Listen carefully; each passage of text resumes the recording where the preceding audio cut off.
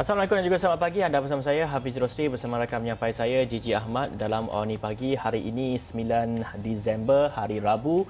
Semestinya seperti biasa dalam Awani Pagi kita ingin memaparkan berita-berita yang menjadi tumpuan di laman web kami di astroawani.com dan kita nak recap semula antara perkembangan politik di negeri Perak yang sudah semestinya menjadi highlight kepada semua media di Malaysia ini mengenai isu kemelut politik di Perak. Kita lihat saja di muka hadapan berita harian sebagai contohnya. Sultan Perak masih belum yakin, itu highlight story of the day untuk hari ini bagi berita harian, di mana katanya istiadat mengangkat sumpah Menteri Besar yang baru masih tidak dapat dilakukan kerana Sultan Perak Sultan Nazrin Muhyiddin Shah belum diyakinkan oleh mana-mana parti sudah memiliki majoriti mudah untuk membentuk kerajaan negeri. Dan ini selepas baginda menerima menghadap Presiden UMNO Datuk Seri Dr. Ahmad Zahid Hamidi serta 3 pemimpin daripada Pakatan Harapan Negeri, 3 adun PAS Perak yang juga dijadualkan menghadap Sultan Nazrin semalam tidak berbuat demikian kerana masih menunggu keputusan pucuk pimpinan parti. Itu di berita harian, Gigi. Ya, dan kalau kita tengok di muka hadapan New Straits Times turut memaparkan apa yang berlaku semalam, tentunya kemelut politik di Perak. Tertulis besar-besar headline di situ stalemate. Kalau kita tahu stalemate ni maksudnya apabila ada dua pihak yang mempunyai kekuatan yang seimbang, jadi tidak dapat menentukan pertikaian di situ, tiada titik akhirnya, dan itu meletakkan satu keadaan stalemate dalam erti kata New Straits Times ni. Dan kalau kita tengok The Star juga turut meletakkan satu headline yang menarik juga, no silver lining. Itu merujuk kepada silver state ataupun negeri Perak itu sendiri, keadaan kemelut politik atau kita panggil gelora politik di negeri tersebut. Dan bagaimanapun untuk perincian terkini, kalau kita lihat semalam, kita tahu kenyataan daripada Ahli Dewan Negara Perak Datuk Seri Anwar Zaini pastinya mendapat tumpuan paling banyak sekali apabila beliau mengatakan bahawa tiada parti politik yang mempunyai majoriti mudah untuk membentuk kerajaan negeri Perak yang baru buat masa ini, dan katanya situasi itu sekaligus gagal meyakinkan Sultan Perak Sultan Nazrin Muhyiddin Shah untuk melantik Menteri Besar ke-14 negeri Perak itu.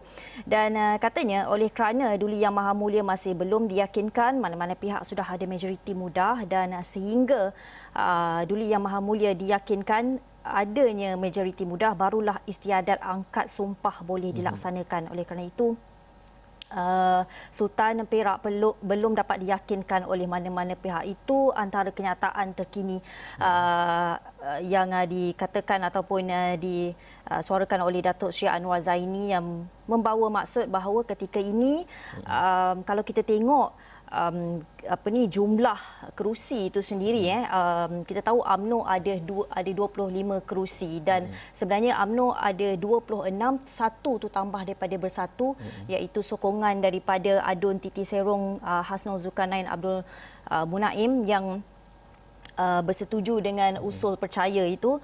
Dan DAP ada 16, Bersatu jadi 4, Amanah jadi 5 kerusi, PKR jadi 3, PAS PKR 3, PAS 3 kerusi, manakala Gerakan ada 1 dan Parti Bebas ada 1 kerusi. Dan kalau kita lihat semalam juga, Fizi, apa yang menarik adalah kesediaan DAP Perak itu untuk bekerjasama dengan UMNO. Betul, dan itu yang dikatakan oleh sendiri oleh Nga Komen, di mana katanya kesediaan DAP Perak bersama dengan UMNO untuk membentuk kerajaan negeri yang stabil. Bukti parti itu bukan anti Melayu dan juga anti Islam, kata pengurusi DAP Perak Nga Komen sendiri. Dan katanya keputusan itu, kata Nga Komen, dibuat DAP selepas mengambil kira dari segi situasi politik di Perak, di mana tiada satu parti yang mempunyai majoriti yang cukup untuk membentuk kerajaan negeri. Dan kita tahu untuk membentuk kerajaan negeri di Perak ini memerlukan sekurang-kurangnya 30 kerusi. Kerana jumlah DUN di Perak adalah sebanyak 59, apabila mendapat 30 kerusi, sokongan 30 kerusi ADUN ini bermakna mereka ada majoriti yang mudah, 30 berbalas dengan 29. Dan berbalik kepada berita tadi, iaitu kesediaan DAP untuk bekerjasama dengan UMNO, katanya keputusan itu, kata Nga Komen, dibuat DAP selepas mengambil kira situasi di Perak dan di mana tiada satu parti yang mempunyai majoriti untuk membentuk kerajaan negeri yang stabil berikutan kejatuhan Kerajaan Perikatan Nasional PN pada Jumaat. Dan katanya pada 4 Disember 2020, DAP Perak telah pun membuat keputusan untuk bekerjasama dengan UMNO demi membentuk sebuah kerajaan berbilang kaum yang bersih, kukuh dan juga stabil. Dan selain itu, kata komen lagi, kesediaan bekerjasama itu juga mencerminkan jiwa besar parti itu yang sanggup meletakkan kesejahteraan rakyat sebagai agenda utama berbanding parti. Jika itu apa yang benar-benar dimaksudkan oleh dengan komen, ia satu pencapaian yang amat menarik untuk kita ikuti kerana kita dapat saksikan dua parti yang mempunyai kerusi yang besar di Dewan Rakyat, begitu juga di DUN Negeri Perak dapatnya bergabung. Jadi kita mungkin dapat menyelesaikan kepada masalah ataupun isu kestabilan politik di negara kita. Ya, dalam masa yang sama kenyataan oleh Ngah Koming itu juga amat mengejutkan ramai pihak. Kalau saya apabila saya tweet mengenai berita itu juga mendapat perhatian ramai netizen yang turut memberi pelbagai komen. Ada yang suka, ada yang rasa macam boleh ke kan, tidak percaya. Tapi dalam masa yang sama kita melihat perwatakan Ngah Koming itu sendiri sebagai seorang yang sangat lantang bersuara kalau di Perak sebagai pengerusi DAP Perak itu, dan kenyataan beliau untuk bersedia bekerjasama dengan UMNO itu sebenarnya satu kenyataan yang mengejutkan.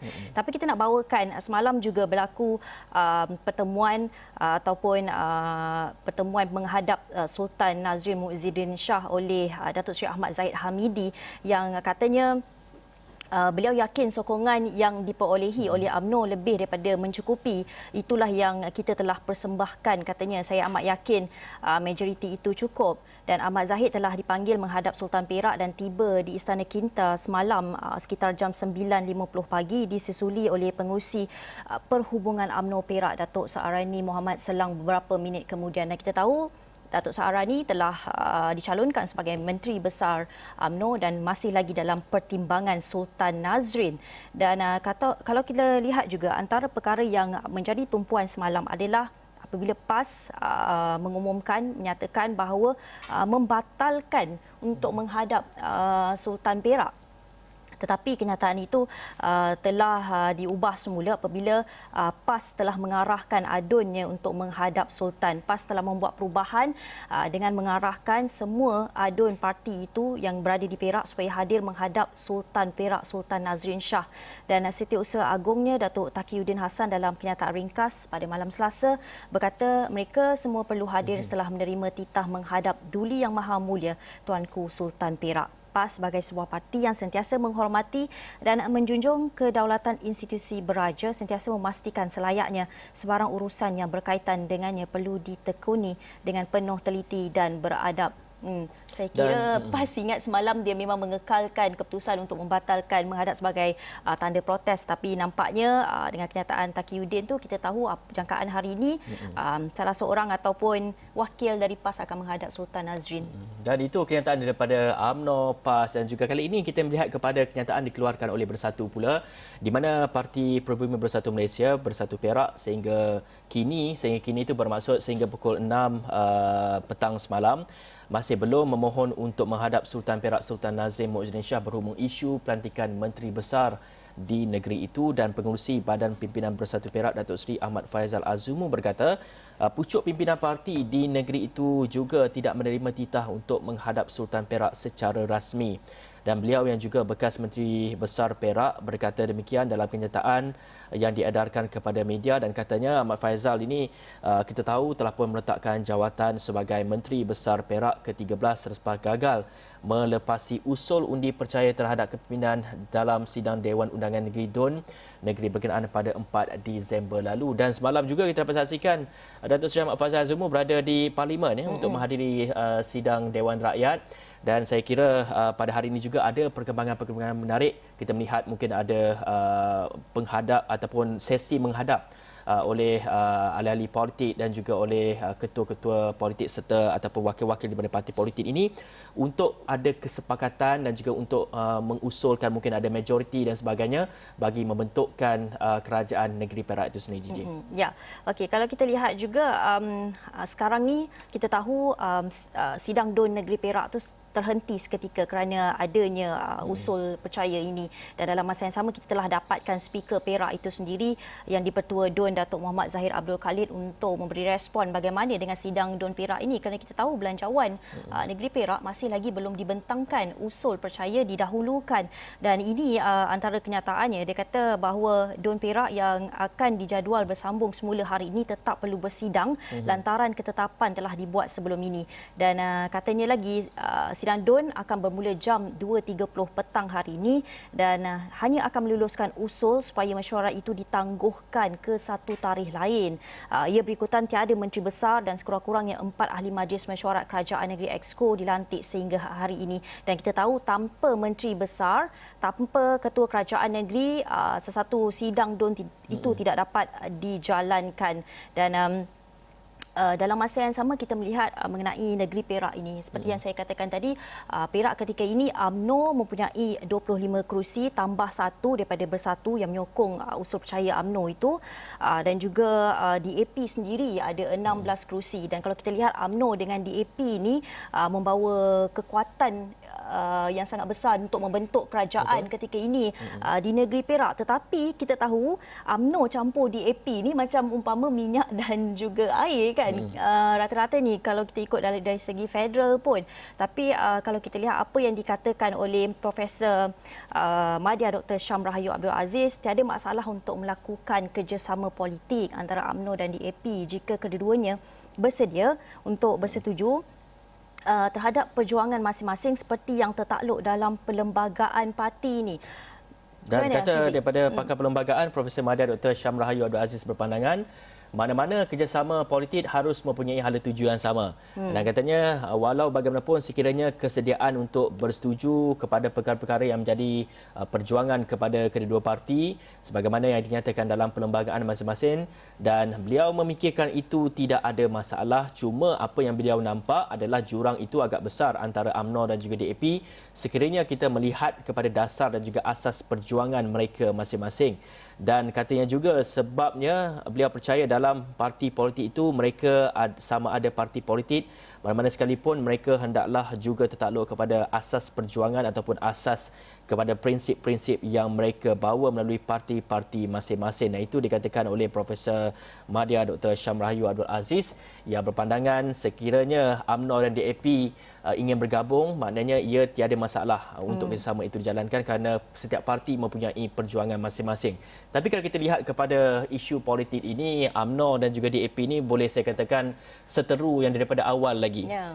Masing-masing menyatakan ada saja permasalahan apa yang DAP buat, mungkin ada saja yang ingin dibantahnya dan juga ingin dibangkangnya. Begitu juga DAP ada saja ketidakpuasan hati terhadap UMNO melihat kepada isu-isu yang tertentulah. Dan jadi kita kira sekiranya ini berlaku antara kerjasama antara UMNO dan DAP ini, mungkin cerita-cerita lama ni mungkin akan dilupakan. Dan begitu juga dengan penyokong masing-masing, mungkin kita dapat satukan. Itu merupakan antara kesan dan juga antara kesan kepada penggabungan ini yang dapat kita saksikan apabila sekiranya ia bergabung antara kedua-dua parti ini. Ya, atau bila UMNO dengan DAP bergabung, adakah ia akan membawa satu keseimbangan, kerana kita tahu UMNO ni perjuangannya ke arah orang Melayu, ya, dan juga DAP ke arah kepelbagaian kaum terutamanya di Malaysia. Adakah dengan adanya gabungan UMNO dengan DAP ini akan membawa satu check and balance yang sangat baik di negeri Perak yang boleh dicontohi oleh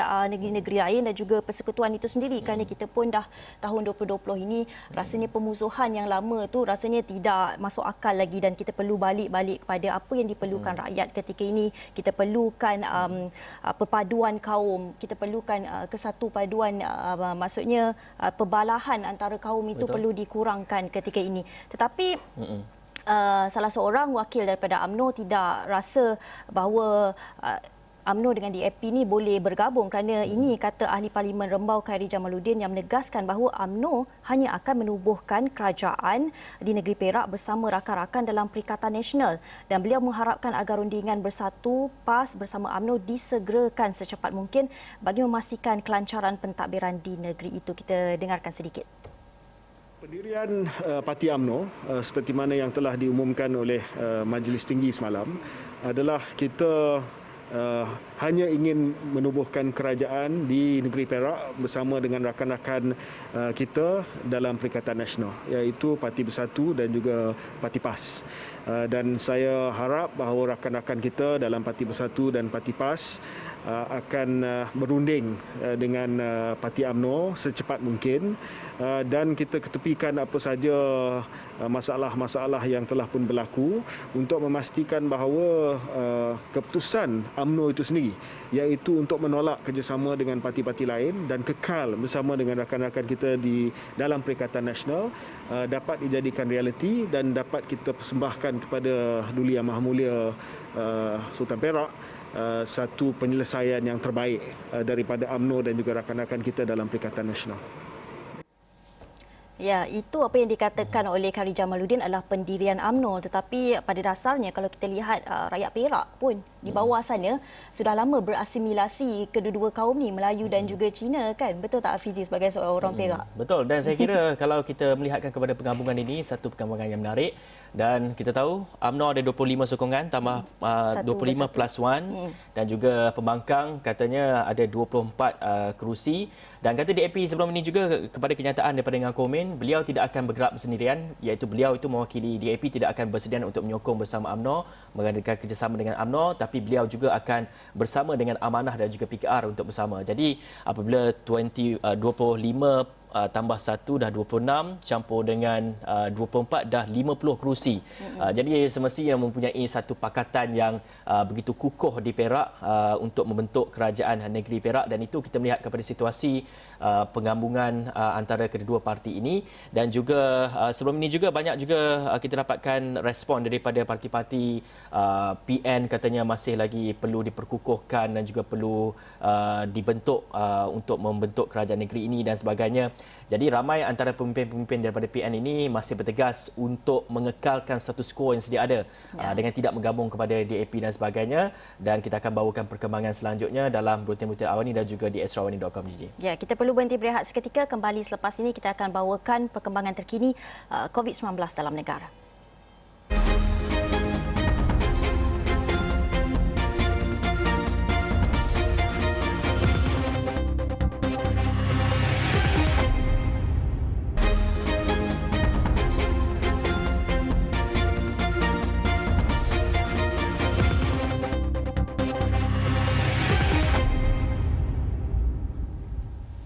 Ya, bertemu lagi dalam Awani Pagi. Ini perkembangan mengenai COVID-19 dalam negara, yang mana negara kita mencatatkan 1,112 kes baharu COVID-19 bagi tempoh 24 jam, menjadikan jumlah keseluruhan kes pandemik di dalam Malaysia adalah 75,306 kes. Dan menurut Tan Sri Dr. Noor Hisham Abdullah, daripada jumlah itu terdapat 7 kes import dilaporkan yang menerima jangkitan dari luar negara.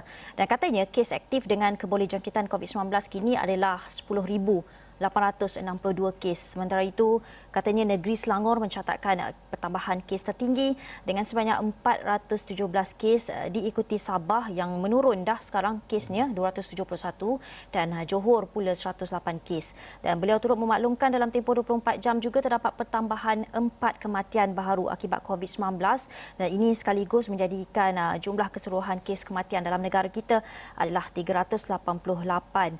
Dan setakat ini juga kata Dr. Noor Hisham terdapat 126 kes yang sedang menerima rawatan di ICU, dan daripada jumlah itu adalah 62 kes memerlukan bantuan pernafasan. Tapi kita jangan lupa juga jumlah kes sembuh juga menunjukkan pertambahan, dan syabas diucapkan kepada petugas Barisan Harapan kita.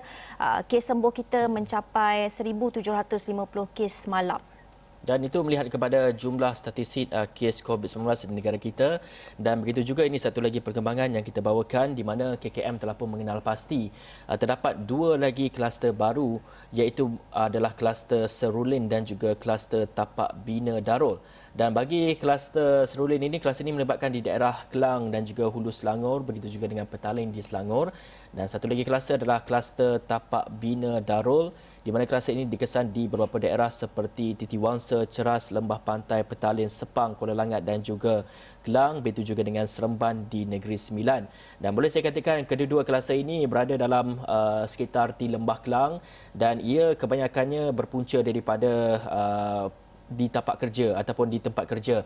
Di mana kita dapat saksikan sebelum ini banyak kluster-kluster yang wujud selepas kita menjalankan PKPB dan sebelum kita menjalankan PKPB dan selepas pelaksanaan PKPB mungkin dapat dikurangkan dari segi jumlah jangkitannya kerana melihat kepada risiko di tempat kerja itu sebenarnya boleh membawa kepada isu jangkitan COVID-19 ketika mereka ingin pergi ataupun ketika mereka commute ke tempat kerja dan ketika di tempat kerja itu sendiri mungkin tiada penjarakan fizikal dan sebagainya. Ini menyebabkan wujud kluster-kluster, begitu juga dengan jangkitan-jangkitan baru disebabkan oleh pelaksanaan ataupun disebabkan oleh di tempat kerja itu sendiri. Dan katanya juga setakat ini sebanyak 185 kluster dilaporkan masih lagi aktif dan ia sebenarnya daripada 300 lebih daripada 300 kluster sebenarnya yang telah pun KKM kenal pasti dan hanya 185 kluster saja yang dilaporkan masih lagi aktif pada ketika ini. Dan melihat daripada kluster di tempat kerja ini, sebenarnya apa yang kita perlu lihat adalah risiko daripada perkara itu. Kerana apabila anda dijangkiti di tempat kerja, risiko untuk penularan di rumah, di kawasan yang anda pergi, mungkin membeli belah atau sebagainya yang anda singgah, boleh menjadi risiko penularan di situ. Dan di situlah pentingnya kerjasama antara majikan dan juga pekerja dalam mengawal perkara ini. Sekiranya kluster itu telah kenal pasti, maka anda yang berada di tempat itu perlu memberikan kerjasama. Mungkin dah telah dibuat PKPD di kawasan anda, jadi duduk di rumah. Lebih-lebih lagi kepada mereka yang bekerja di kilang misalnya, yang melibatkan ramai pekerja dalam sesuatu masa. Dan kita melihat daripada perkembangan di Sabah juga, kita tahu Sabah telah menunjukkan penurunan kes yang sangat baik dan dengan itu satu pengumuman baru telah dibawa oleh Menteri Kerajaan Tempatan dan Perumahan Datuk Seri Masidi Manjun yang mengatakan bahawa ibadah di masjid dan surau di seluruh Sabah telah dibenarkan sepanjang tempoh PKPB berkuat kuasa serta-merta sehingga 20 Disember dan kebenaran tersebut diluluskan setelah meneliti cadangan dari Mufti Negeri Sabah dan katanya Mufti Negeri Sabah turut membenarkan aktiviti di masjid dan surau ketika PKPB yang bermula 7 Disember hingga 20 Disember ini dan aktiviti itu antaranya adalah solat berjemaah 5 waktu dan solat Jumaat di zon di negeri itu. Dan bagi negeri-negeri lain kita dapat saksikan juga akad nikah dibenarkan di pejabat-pejabat agama dan sebagainya. Mungkin ada limitasi kepada mereka yang perlu hadir dan sebagainya. Saya ada dalam 5 ke 6 orang macam tu, melibatkan kepada pengantin dan juga saksi dan juga kepada ibu bapa, dan itu melihat kepada negeri-negeri lain. Dan saya percaya sebenarnya weekend ini ataupun hujung minggu ini mungkin ramai yang akan melangsungkan majlis perkahwinan mereka kerana kita tahu kerajaan pun telah melonggarkan PKPB ataupun PKPP di beberapa negeri dan juga PKPB di beberapa negeri masih lagi dilanjutkan sehingga kini dan kelonggaran yang diberikan adalah boleh rentas negeri dan juga rentas daerah. Saya kira ramai yang akan menggunakan peluang ini untuk menjalankan perkahwinan dan juga untuk berpulang ke kampung dan sebagainya. Perlu diingatkan untuk kita terus mematuhi kepada SOP-SOP kerana kita tidak mahu apabila kita dibenarkan untuk mentas negeri dan rentas daerah, terutama kita daripada Lembah Kelang ni yang kes hariannya lebih daripada 400 setiap hari dan sebagainya. Risiko itu masih lagi ada. Perlu kita memahami kita ni ingin berjumpa dengan orang tua kita, ibu bapa dan juga atuk nenek dan sebagainya. Mereka ni merupakan antara golongan yang berisiko tinggi dan perlu kita faham kepada SOP dan juga patuh kepada SOP yang ditetapkan oleh kerajaan. Dan kita pun sekarang ni sebenarnya PKPB belum lagi berakhir. Lagi ditambah dilanjutkan sehingga 20 Disember dan rentas negeri diberikan kebenaran untuk perkahwinan dan nikah tidak melebihi 20 orang dibenarkan terutama di Sabah dan ini peluang yang perlu anda ambil untuk mengawal kendiri, membawa lagi kewaspadaan itu ke tahap yang lebih tinggi kerana kita tidak mahu kerana kelonggaran ini diberikan mencetuskan pelbagai kluster dan risiko lain.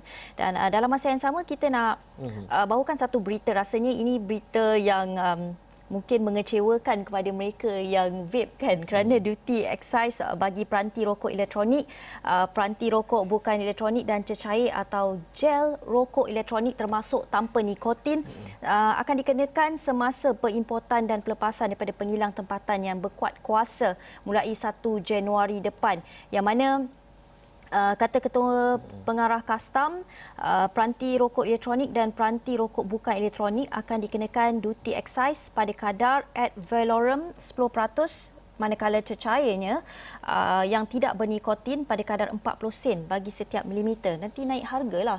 Dan saya kira ini satu tindakan yang wajar oleh kerajaan kerana kita melihat kepada mungkin kewangan negara kita juga, kita perlu menambah dari segi pendapatan kewangan negara kita.